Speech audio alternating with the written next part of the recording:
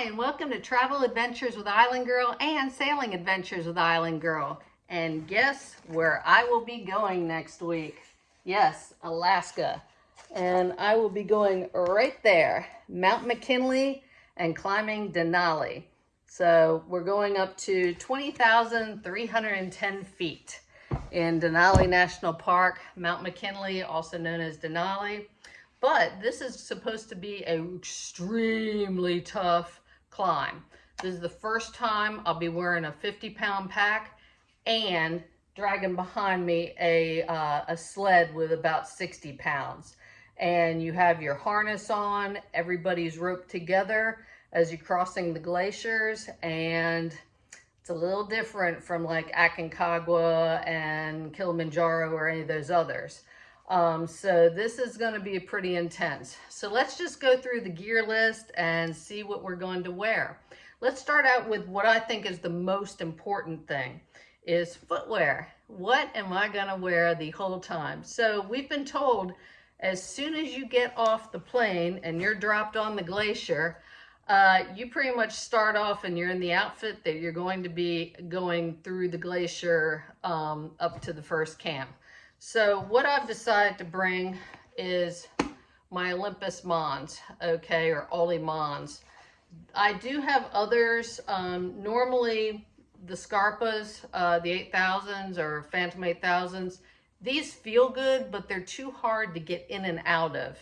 And they're, again, you want the most comfortable boot because you're going to be wearing it right off the plane when they drop you onto the glacier and you start your trek right then and there. So I've decided not to wear those and instead go for these guys because they're a little easier to get off and on. They have the inner booties right here and right here, and it's just more of a comfort level for me, and they're just ease of use is what I'm going for this time. So these boots I'm going to bring with me on the plane, because you don't want to get them lost in your luggage. Like in case my luggage doesn't arrive, this is what I bring on the plane with me, and it'll have my boots and all the major things that I can't replace instantly. Like it'll have all my summit gear, it'll have, boots, a really nice pair of summit gloves, my favorite socks, things that you can't easily be replaced. Of course, if you don't want to bring all that on a plane, you can rent a lot of things. You can rent summit gear, you can rent boots, you can rent just about everything. I believe it's in Talkeetna that you'll do the rental stuff. But anyhow, let's go with, what do we wear? What are we going to be wearing for a whole month almost? Because it's going to take about 21 to 28 days to do this climb and acclimate the way you should. So I'm bringing most of my clothes. Nothing's going to be cotton, everything's going to be pretty much quick dry. So I'm choosing to bring merino wool. This is what I prefer, is I wear merino wool the whole time, even though this is June when we're climbing this. Merino wool is where it's at. You don't want to pack a whole ton. You're going to be wearing pretty much the same clothes the whole time and using baby wipes as your shower. But merino wool kind of keeps the body odor down, the sweat and body oils. You won't be smelling. So I've worn this on Aconcagua, everything, and you just don't smell. So look for merino wool undergarments. So how we start is, this is the base layer right here. And then what I'm choosing for the next layer is, it happens to be Patagonia, but this is another lightweight, quick dry layer with just a really little liner of fleece in it, just to keep you warm. And the big deal is layering. That's what we do. So after this, you want to have another layer of, I get cold easily, so you can choose a thinner jacket that's made out of fleece with a hood. You want a hood. So here we have the 3 layers. After this, you want a very, very light down layer for the overcoat. This can be balled up stuck into a pocket, made really, really small. You can take it off and on. This one has pockets, this one has pockets. I prefer pockets in everything because it's easy to keep like your chapstick, a little bit of toilet paper, other things that you're gonna need, your little snack, things like that. And so this is the next thing. And then over top of all this, this happens to be Patagonia, but this is Gore-Tex shell, but it's waterproof as well, okay? And I like to have pockets and a hood on just about everything I have. Hood here, a hood here, you know, there's hoods on everything. So right now we have like 5 layers. So you're gonna be taking these off and on as you stop and get started. So this is gonna be upper body, okay? So you might wanna pack like 2, maybe 3 of the undergarment. And that's really all you need for upper body. Let's talk lower body, or the legs. What's gonna cover our legs? Okay, the most important thing, again, you know, I think they have capeline, they call it, or I prefer smart wool. These are another merino wool tights. There's several different like thickness. You can get just the micro light thickness that's like 150, and then they have 250, 350, and it gets thicker as it goes up. But these are really, really nice. So I might bring maybe 3 pairs of these. You don't need a whole bunch of clothes because you're going to be pretty much wearing the same thing the whole time. After that, to cover, you can either have just a little thicker layer of fleece, or you can get a pair of these or other tights that are windproof. I prefer everything has side zips on it so that you don't have to take off your boots if you get too hot and you want to take off your pants. You know, it's easily done with whole side zips. Okay, so remember that you want side zip. Okay, for over top of that or on summit day, what I'm going with is I think it's called the Kumbu Parka by Feathered Friends. Also, I'm not sponsored by anything. These or any brands or anything like that. These are all just the brands that I've found that have worked well over the years for me, that I can just put through the ringer, you know, do all kinds of horrible things to them, and they last and they work out great. And then I'm also going with more Feathered Friends and complete side zip. These are my down pants that I'm going to wear for summit day along with that jacket. So this pretty much covers what we're wearing, body, bottoms, and for summit. But most important, so we covered the boots that we're wearing. So how about gloves? Okay, what I'm going with for summit day is you want a really nice pair. These happen to be black diamond, really, really thick, really nice. But the rest of the time, you're going to be using a lot of ropes and a lot of ascenders, things like that. And you're going to have to be able to, you know, move your fingers. So from the glacier going up to like the first few camps, I'm just going to be wearing, these are smart wool again, merino wool gloves, very lightweight. And these will just keep the cold off. As we start going up, I'm going to use another glove that can go over top of these. All in all, I'm going to be ending up bringing 5 pairs of gloves because they're all for different things. Like when I start using my ascenders, you know, when we start the climb, and by the way, we're all roped in. Everyone is roped in. You have your harnesses on, you have everything strapped down on your sled. And as you make your way through the glacier field, you know, you have to be roped in. You got to have everything working correctly. But when you start going up some of the areas, you want to make sure that you have a glove that your ascender will work well with. So you have to practice. Can you move your ascender well while you have your glove on? So it's a good thing to start practicing. And then I have a couple of ascenders that I'm like, okay, which ascender do I like the best? This ascender, I think one is Kong and the other is Petzl, but one has like a little texture here, so it's easy to catch on your glove. The other one's smooth. This is why you have to practice to see which ascender, and I'm right-handed, so these are right-handed ascenders. If you're left-handed, you gotta get a left-handed ascender, but it's good to practice.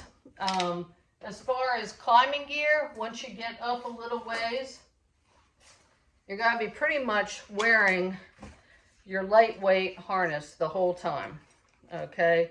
Whether you're strapped in, going across the glacier field, but bring a very, very lightweight. I can't remember which brand this is, or which design this is. I think it's the Coular. Yeah, Coular Black Diamond. But anyhow, this very, very comfortable. As far as carabiners go, you're gonna need, I have a ton of carabiners.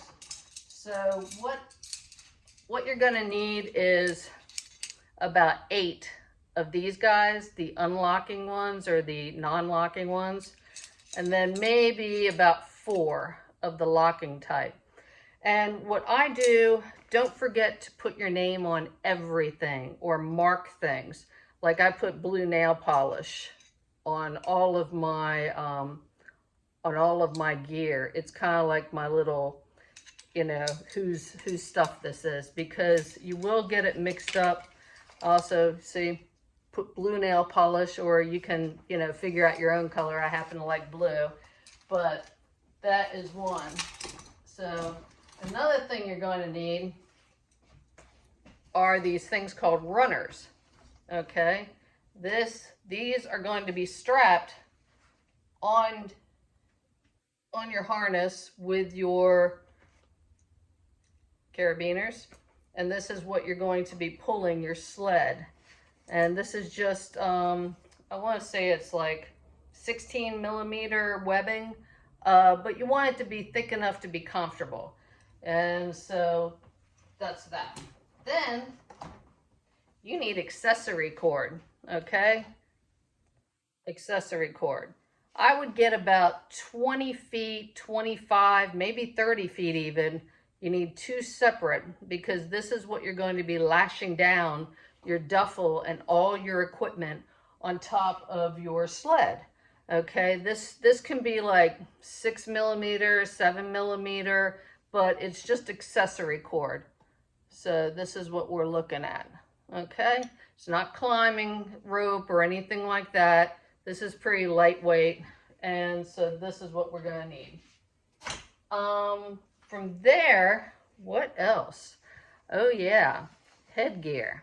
So every single day, I'm gonna be wearing something like this, right here. This keeps the sun off of you. Yeah, actually, I have friends who have burned the inside of their nostrils because of the reflection off the snow up and underneath here. So you need to bring a good sunscreen, have a good hat. I also have built-in hoods for everything. So if you want to wear just a lightweight shirt with a hood, anything like that, just remember there's going to be a ton of sun, because you're going to be climbing 24 hours a day of sunlight. You know, it's not, the sun doesn't set this time of year, so you have sunlight all the time. So you really need a good sunscreen. I'm going to bring like probably a 70, but along with good head covering for the sun, you're going to need some buffs. Okay, these are just going to cover right here, cover up your neck, you know, cover the back of your neck, all that stuff. And when worn, don't forget your goggles. So goggles and sunglasses. I decided to go, these, can't remember who makes these, but they're called Dragons, I think. But I decided not to go with a real dark lens. This is just like a reflective lens. And it has a lot of air pockets, airflow, so it shouldn't fog up too you way I can wear my buff right up underneath. You can bring a nose guard. I don't really like them. They get in the way. Instead, I prefer to just wear sometimes my glacier glasses underneath. And I believe these glacier glasses are by Julbo. And you'll need a Spectrum 4 because you want them to be dark enough to where it's not going to affect your eyesight or anything like that. So this, I'm going with Spectrum 4 Julbos for my glacier glasses, pair of goggles, but also I have the case for them too so that they don't get squished or anything. And remember, when you're packing, lots of people get their helmets squished in their luggage because they just throw it in like this. Make sure that you stuff this with like your gloves or something like that, so that if any pressure is on it in your luggage, they're throwing your luggage around, it's not going to squish your helmet. So make sure there's a lot of stuff packed in your helmet and around your helmet so it doesn't end up like that. Another thing that's real important on your, let's start with what goes on your boots. What are you going to be using? So we've covered what we're going to be wearing on our bodies, what we're wearing on our heads, face, what we use. So let's go with, let's see on our bodies. Okay, oh my gosh, crampons. Yep, these guys. So you cannot pack these in luggage. You have to have them on carry-on. So these, I have my favorites, and then I have my not so favorites. But the ones I'm choosing to bring, I believe these are the Black Diamond saber tooth, but make sure they have these anti-balling plates on them, because otherwise, as you're going through snow over time, snow and ice tend to just clump up, and you have to keep kicking them, kicking your crampon onto your boot to let it loose if you don't have these anti-balling plates in here. So practice with these too, you know, and have your name on everything, like marked, put your little, you know, nail polish color on it, whatever. But crampons, these are the ones I'm going with. And they work pretty well. Also, snowshoes. There's so many different types of snowshoes out there. You know, you could get, usually MSR, I find, is like the brand that everybody uses. That's what the rental companies use.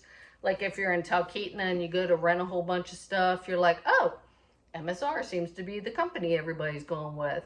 Well, plus snowshoes, they come in like anywhere from 22 to 28 inches is pretty good for this trip. I chose not to bring my little skinny ones because they don't have a heel riser in them. And if you happen to be going up a hill or going up, you want to make sure that yours have a heel riser in them. These are much lighter also, so I chose to go with these. And I think these are the Evos, MSR Evos.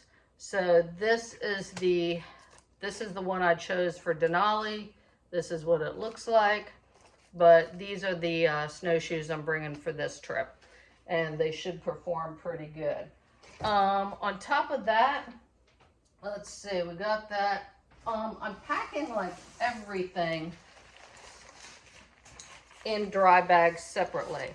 So everything that's going, like, I tend to categorize everything. So head and gloves will all be in one. Pants will be in another. Undergarments another, you know, and I have everything labeled and your name on everything. And that's how I pack this. Another thing, I just like to bring it so I can tell why, like all of a sudden if you have a headache and you're not feeling quite well and you're just like, how high am I? Oh my gosh. I like to bring an altimeter just to see where I am, you know, what's going on. Like all of a sudden, oh, we're at 12,000, 13,000 feet. No wonder. So I just bring on for my own use. Also, everything tends to freeze. So what we're going to be doing is, remember, Nalgene bottles right here, they're used for everything. You can put food in them, you can put water in them. But remember, this is Denali, so water freezes. So in order to be able to carry a water bottle, I'm pretty much going to be carrying it right next to me, but you want to get a insulated water bottle holder, okay? So the water bottle will fit right in here. You can clamp it onto your pack, you can hold it. It's right there. It's not going to freeze with the insulation on it. Also, remember, when you have your baby wipes, these things freeze too. It'll be a complete block of frozen baby wipes. So in order to alleviate that, you can separate them, put them all in little plastic bags, keep them in your pockets, you know, as you hike or next to you, to where they're always going to be thawed out and warm, and maybe keep some of your toiletries and things like that in one of these dry sacks, like to put into your sleeping bag at night, so that, you know, things that you think will freeze overnight, you know, won't freeze, and they'll be able to be used in the morning. Another thing, when it's time to eat, they have all these like collapsible bowls, collapsible things. No, they do not work. It does not last. So what I did, I have Tupperware. Tupperware, this works great for everything. It closes, since most of the time you're eating soups, you're eating hot stuff. You know, this can take really hot, really cold stuff, and just a regular Lexan spoon, you know, instead of, you know, just the collapsible stuff. It does not seem to work really well on like long trips like this. So this is what I'm bringing. You know it's tight, you know it's closed, not gonna leak. Just regular old Tupperware, really lightweight too. Another thing that's really important is your little medical bag, okay? So what you're gonna have in here, there's this stuff called Compeed, or these guys. They look like this. It's for blisters. That's like the #1 thing that I would expect to get, no matter how well your boots fit. You're on different terrains, you're walking a certain amount of time, sometimes you just can't stop and readjust your sock all the time, or readjust something. So I would definitely bring blister stuff. Some Neosporin, earplugs, definitely earplugs. And I always just have some Diamox with me. This is personal choice. There's always personal opinion about this. But just in case, high altitude, you don't want to be caught off guard. You can use it, you don't have to use it, but some say it's a benefit. I've used it here and there, and I find it works for me personally, but you have to determine if it's right for you. But little gauze, little, you know, cleaning kits in case you get a wound, you know, nothing major overboard. You know, this is just like to take care of quick stuff. You know, we're not like bandaging and suturing or setting broken bones with your little medical kit. This is just like quick stuff. Also, for the ladies out there, yes, undergarments, you can wear them, you don't have to wear them. Yeah, but in case you're like trapped also in your tent, like due to weather and things like that, you want maybe a very large Nalgene bottle, just in case. So in case, I've had friends that were in their tents for like 7 and 9 days, and instead of going outside of the tent all the time, you might want a bottle to do certain things in, instead of leaving the tent. So one of these larger Nalgene bottles is pretty good as well. And then just for friends and family, I like to bring one of these spot things. It's like a GPS locator, so you can, you know, if need be, if they have like satellite and everything else, if you can reach one and you're not in between mountains, you know, you can show your coordinates, you can text, you can do different things off of satellite. but I just prefer to have one of these. Let's see, go through everything. Oh, snacks. So the snacks I'm bringing this time, I have quite a few. Before I forget, if you are trapped in your tent for a while and need one of these, this brings me along to another thing. When you're going across glaciers and everybody's roped in, there's men, there's women on these.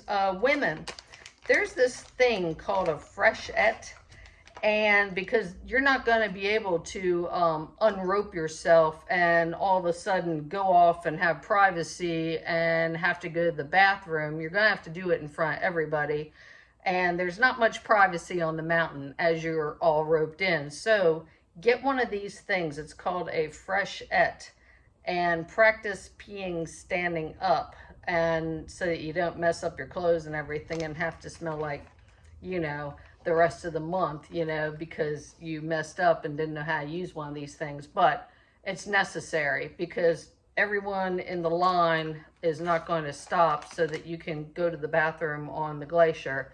You know, you just have to do it standing up. So practice with one of those. Anyhow, the treats or the little snacks I'm bringing, these are usually pretty good.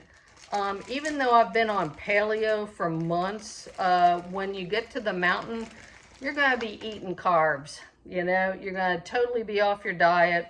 It's going to be carbs. It's going to be sugar. It's going to be these goos. It's going to be all stuff like that.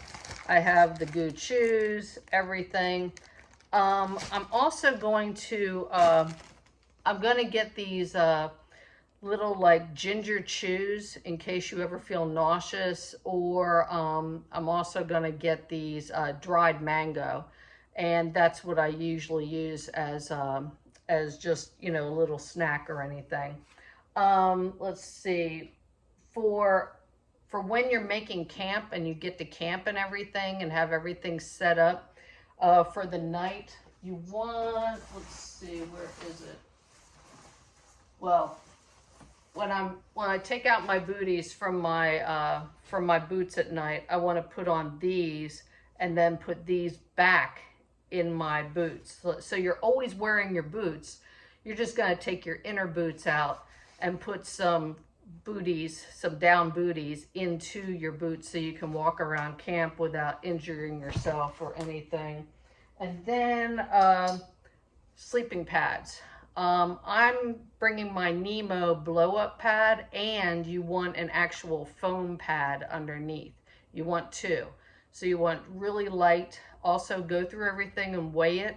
Go through everything, make sure everything works. Put on your entire ensemble and make sure it works. From your harness to clip in everything. See how everything fits and get it all broken in, especially your boots. Anyhow, oh, major important.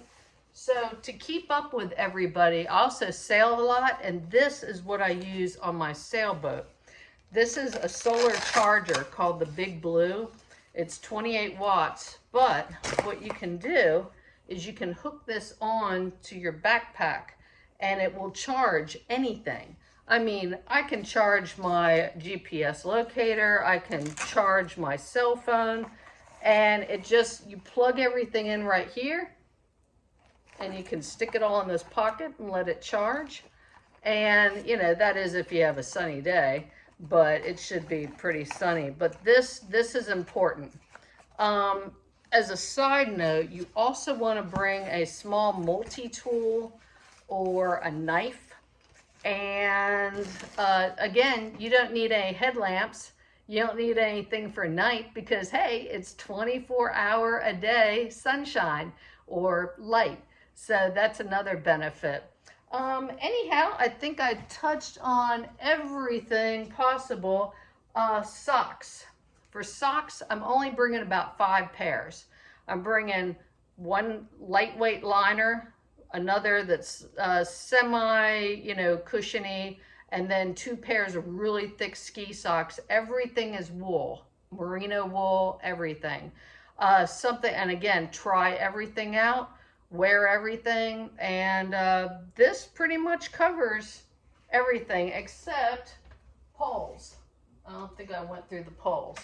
Last but not least, poles, you want the baskets on them for snow, because if you go with the smaller hiking baskets, they're just not going to perform well. And you want them all to be able to be made smaller. These will go into my checked baggage, because you're not allowed to have on the airlines, you cannot bring poles, you can't bring crampons, you can't bring the snowshoes. So all the dangerous Sharpie stuff has to be checked in with your luggage. So I just went with my lightest weight poles. These aren't like over the top brand names or anything, but you want these baskets on them.